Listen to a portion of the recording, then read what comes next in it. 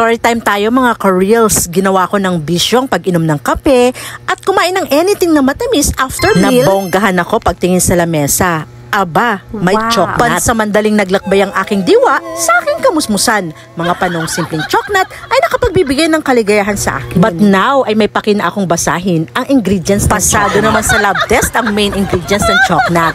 Char. Going back to the corner mga ka-reels, check na natin kung siya pa rin ang itsura ng choknat when it comes to packaging, etc. etc. Voila! Andyan pa rin ang pabalat na parang manipis na aluminum foil na pag tinuklap mo ay humihiwalay sa kanyang packaging at paboritong gawing braces ng mga kabataan noon. Taste test na tayo. Tingnan natin kung yun pa rin ang lasa niya. Ay, pak na pak ang lasa nito. Siyang-siya pa rin. Wow.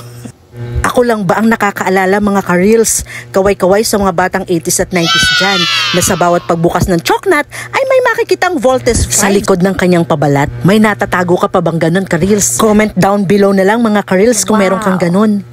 So ano pang hinihintay nyo mga ka-reels? Balikan natin ang ating kabataan. Sugod na sa pinakamalapit na tindahan. Follow for more mga ka-reels! At naubos ko na rin ang aking kape. Salamat, Choknat. Ibinalik mo ako sa aking kamusmusan.